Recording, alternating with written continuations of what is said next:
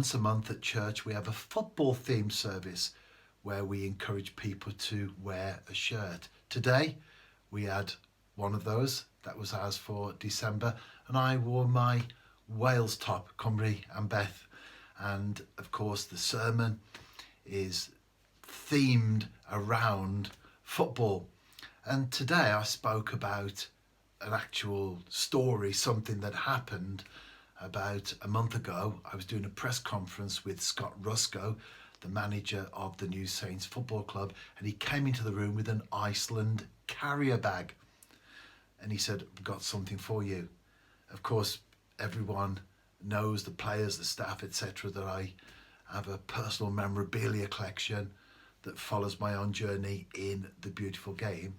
And when I opened up the bag, there were 3 shirts in there and a number of medals. Well, you can see some of the medals behind me there, and that's my favourite. It's a Welsh Cup winners medal, and of the shirts, this one in particular stood out for me because it's a Wales top. Scott has represented the country at semi-pro level.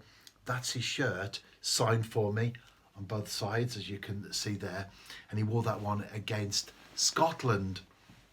But the point that I was making in the sermon is that it was an ordinary, simple carrier bag, and it's only when you look inside that you begin to discover the treasures that lie within. Walking around with a carrier bag, you could pass through a busy street and no one would give you a second look. You could be putting it in your car, no one would take any notice.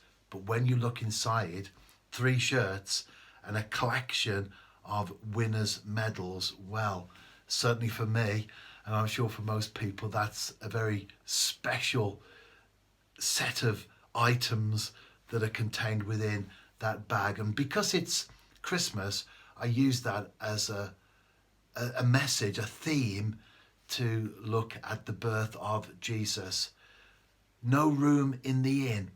And remember, back in those days, the inns weren't Hilton hotels with electricity, running water, or mud cons.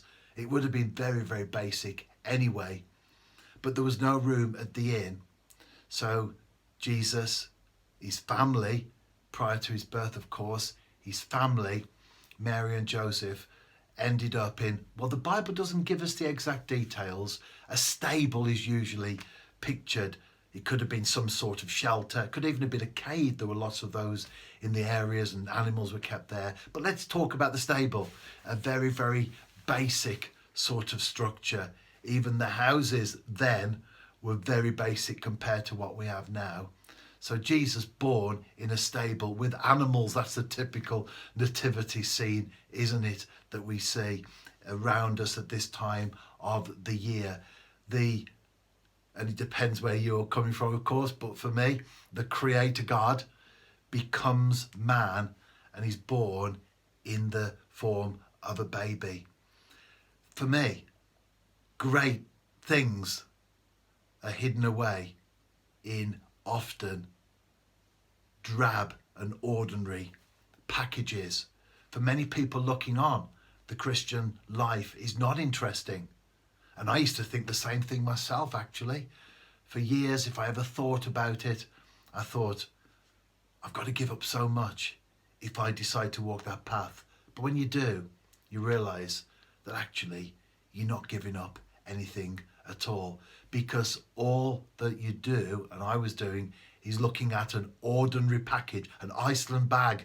No disrespect to Iceland. I'm looking at an Iceland bag without realising the treasures that are contained within. And I think it's a principle for life in general.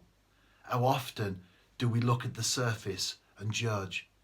We make our views and our opinions based on what we see on the exterior, as opposed to looking beyond.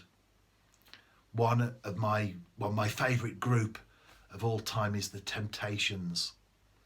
And one of my favourite songs is called Beauty is Only Skin Deep. That's a well-known saying, of course. And you can look at the surface and see beauty, but what is going on inside? Is there an inner beauty to match that on the surface? Even exterior beauty will fade with age.